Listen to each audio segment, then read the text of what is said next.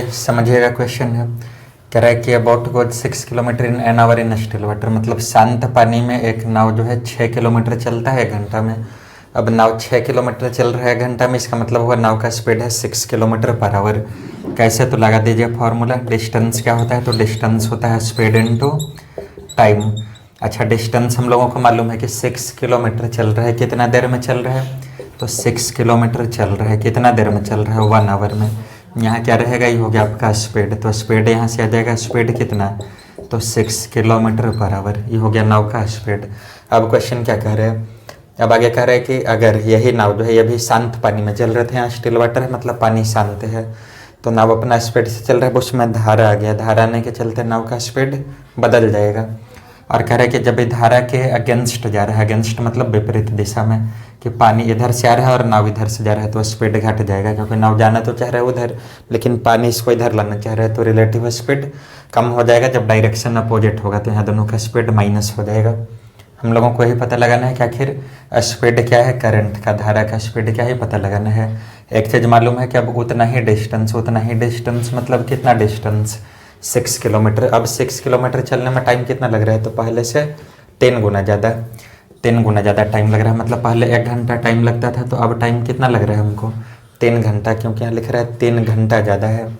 तो नाउ अब केस क्या है सर, कि अब का केस में है कि डिस्टेंस स्पीड इनटू टाइम।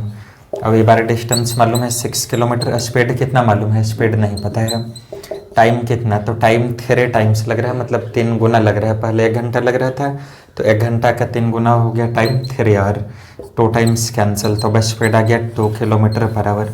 यही समझना है, सब ध्यान देने वाला बात यहीं पर है कि नाव का स्पीड पहले था 6 किलोमीटर पर आवर शांत पानी में, और जब उसमें करंट आ गया कि पानी में बहाव आ गया, पानी बहाने लगा, तब नाव चल रहा है 1 घंटा में 2 किलोमीटर, तो इसका स्पीड घटा कितना, 4 घट गया।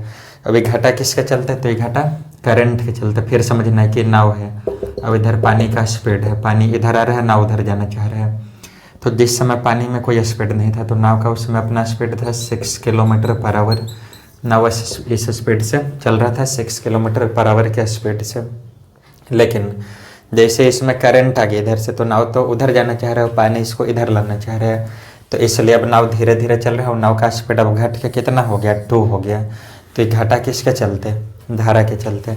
हम यहाँ बताएं कि अपोजिट डायरेक्शन में रहेगा तो स्पीड माइनस होता है, उससे हम डायरेक्शन में अपोजिट डायरेक्शन के चलते स्पीड माइनस हुआ है, ठीक है।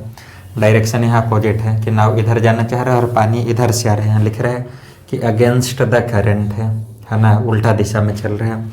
तो स्पीड घटा है नाव का, किसके चलते घटा है, पानी के चलते, 6 से हो गया 2, है ना। तो कितना डिक्रीज हुआ, तो डिक्रीज हुआ 4 किलोमीटर पर आवर।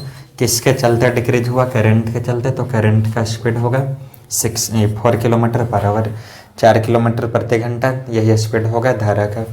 यही हमसे पूछ भी रहा था।